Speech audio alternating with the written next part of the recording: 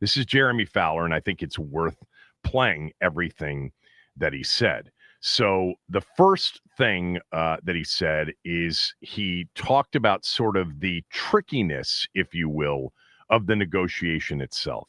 This is creating hostility and division amongst the fan base. It's either Team Adam Peters or Team Terry McLaurin. This situation, is it as tricky as it sounds? It is, yes. This is a situation where the team and the player have different interpretations of the wide receiver market and what they're willing to do. And that gulf has been pretty wide, as opposed to some other situations where maybe it's a little closer and they're just going to haggle over details. This seems to be, at least from what I've gathered, more of a fundamental difference or belief in how this should go. So because of that, you're looking at a pretty big gap. I think Washington is willing to give him a raise from where he is, but not up into the money and the stratosphere that we've seen these bigger receiver contracts, where Terry can say, hey, you could probably argue Terry McLaurin's a better player than DK Metcalf, and DK Metcalf got $32 million. So it's a very hard discussion, and the way the market has gone with other players has sort of complicated the situation. Yeah, I mean, he's speaking to the fact that this one is they're so distant from one another. There's such a different view of what's fair. Again, I don't think the team's right at something in the area of $23 million a year, a slight raise over what he signed for a few years ago. Guaranteed money's the most important thing, okay? It's the most important thing, but let's just talk in terms of the way Jeremy Fowler talked, and we'd played that first soundbite for you in the last segment where he said, they're just barely above where he is now, which would be right around 23. And Terry is at 30, the DK Metcalf 32, and actually DK Metcalf's closer to 33 per year. So we're talking between $9 and $10 million a year difference. You spread that out over a 3 or a 4 year deal, it's $27 or $36 million worth of difference. Guaranteed money, again, the most important thing, but that's probably driving a much larger ask on the guaranteed money from Terry's side. This was Jeremy Fowler talking about kind of age and how that's played into the way Washington views Terry.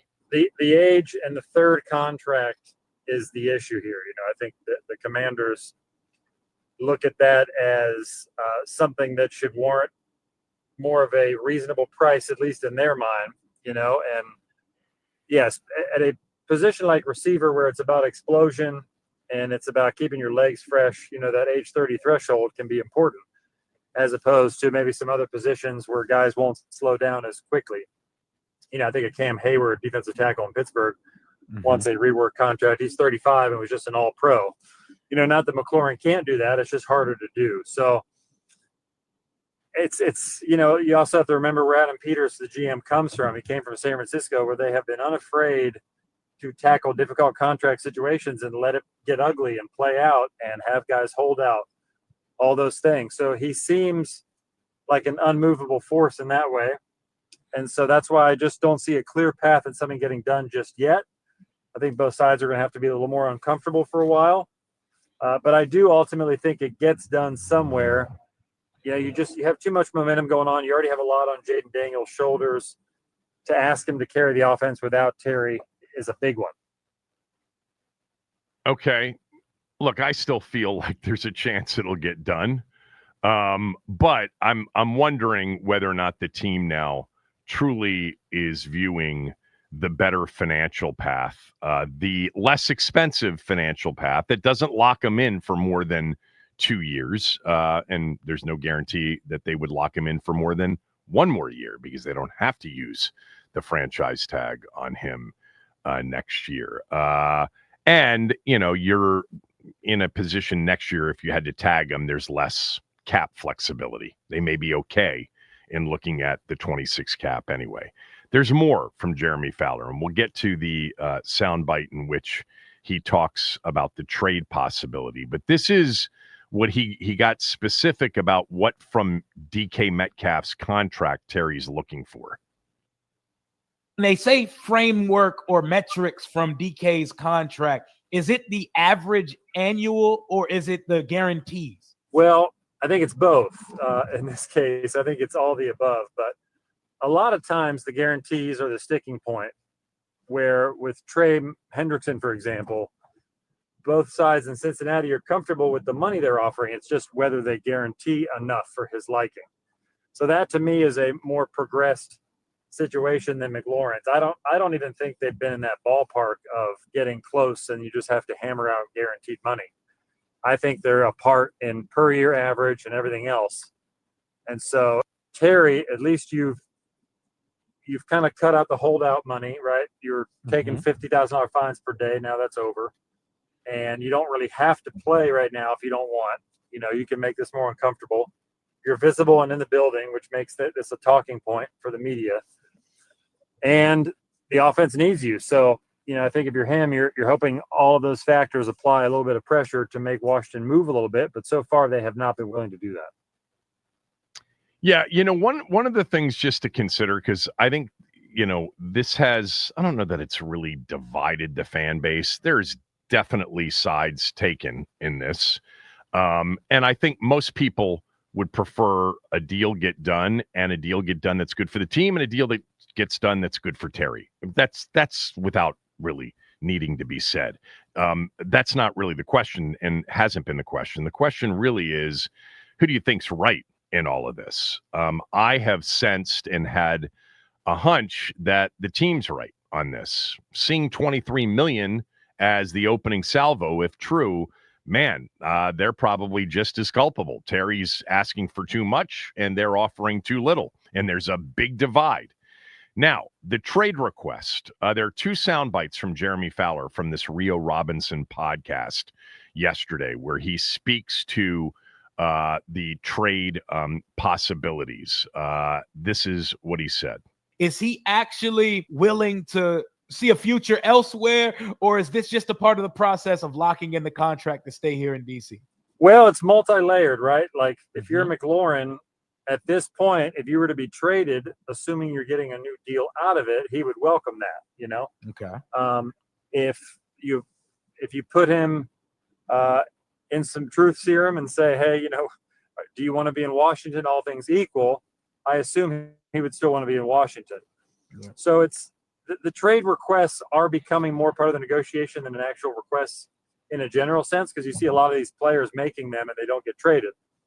They're sort of either stuck where they are or they work out a new deal with their team. You know, in this case, I do think the relationship has been fractured some.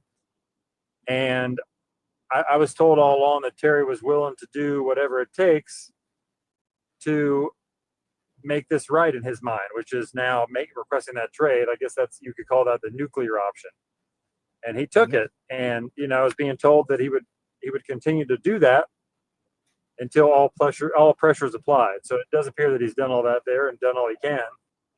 You know, the only next step would be to just totally withhold services on game checks. And that's a big step. You know, maybe Washington would put him on some sort of reserve list and let him collect his paychecks while he sits, but that's a whole different conversation.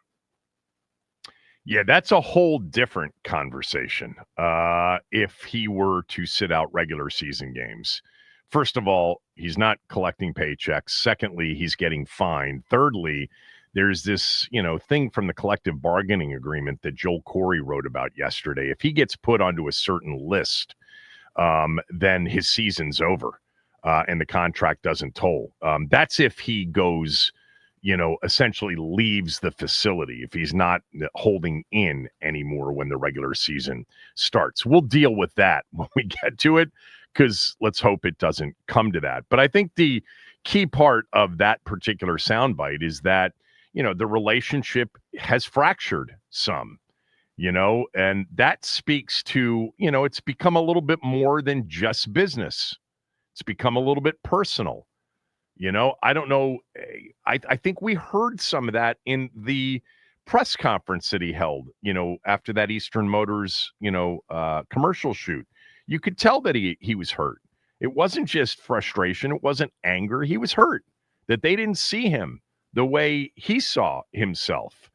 You know, the issue is I don't think right now either one of the two sides are right. If Washington really is at 23 and it's not a 26, 27, 28 number that they were playing with to start with maybe the opportunity to get to 30, they're barely offering him, almost a cost of living raise, from where he was before. That's low. And I've assumed the Schefter report from last week to be, somewhat close, and he's been asking for too much. Now, there was one more about sort of the trade stuff. He's asked Jeremy Fowler from ESPN, how much trade interest has Terry gotten from around the league? I'm trying to find that out for sure, but I was told that there's been a team that's looked into it that is, I guess you could say, pursued McLaurin via Washington, and my understanding is Washington still doesn't want to trade him. So I do think they're rebuffing any offers right now. I don't sense that they want to move on from him. Now, if there was a huge contract offer / multiple first-round picks or some huge package, I think Washington would look into it. But right now, that's just not the reality. And I don't know how much a team would be willing to offer as far as draft pick compensation when you have to turn around and pay him the money that you do have to pay him. So it makes that complicated. There's just not as big of an appetite for these massive trades for veterans right now because of the ballooning salaries. Yeah, that's the problem. Is the idea of trading him is you're going to be getting not a lot back, not enough back for a player of his caliber. And by the way, they'd have to find a team willing to pay Terry what he's willing to settle for. That may be, difficult. Now, it sounds like there may be a team or two willing to get to, say, 30. Maybe that's where Terry would drop to, and a guaranteed number that was close to what he wanted. I still believe that trading him is near zero. I just don't see where there's any value for the team to trade him. I can't imagine with a player like Terry McLaurin that it would get so bad that they just want to get rid of him. They just want to move on from it. That just doesn't seem like a possibility to me. The team needs him. Two things are true simultaneously. The team needs him, but they also don't want to pay him, at a high enough level. They think it's fair. He doesn't. We don't know what they'd be willing to come up to, and we don't know what Terry would be willing to drop to. I think we've always talked about somewhere in the neighborhood, average annual of between 28 and 30. To me, 28 seems like the right number, putting him in that area of T. Higgins and a little bit, close to Brandon Ayuk, Waddle, but paying him maybe a little bit more because it's Terry.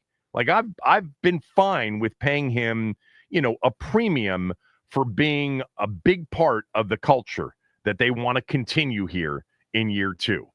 But that's not 33 and 75. That's 28, 29, 30, and 60. 55, 60, 65 at his age. So, but it doesn't sound like they're close. I just don't see a trade making any sense for Washington. And I don't see them ever getting to the point where, we just can't deal with this dude anymore. We can't deal with him. We can't deal with his agent. We're done with this. They need him. And he's under contract. Like we've said from the very beginning, he is under contract. And entering age 30, he can't hold out. That would be so damaging to him. And he's not going to gain enough leverage back unless every receiver goes down or every receiver drops every ball and they offensively look like a shell of what they were last year in the first game or two. And honestly, I could see them not being as dynamic, not as explosive, but I could see them being very efficient against the Giants in Green Bay if he decided to hold out. So, like we've talked about for a while, and everybody's got a different opinion. Mine is Terry's a really good receiver. He's just not the guy that you pay like a top 3, top 5 deal to. You just don't. He's not that guy. He's never been that guy. And entering his age 30 season, he's not going to become that guy. He's always been top 10-ish, plus or minus 2 or 3 spots. At least in the last 2 years. I think maybe go back 2 or 3 years, he was more closer to 15 than 10, 16 than 10. But he's not a top 5 guy. He's not a game changer. He's not a force feeder. He's really good, though, and they need him if they're going to make a Super Bowl run.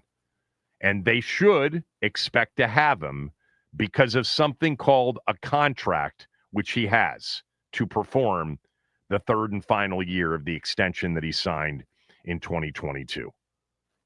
What happens after that, I can't imagine him being unprofessional. I can't imagine him being a player that begs out at any point. I just don't see that with him, and that may be part of what's hurting him is he's such a pro, and the team knows that.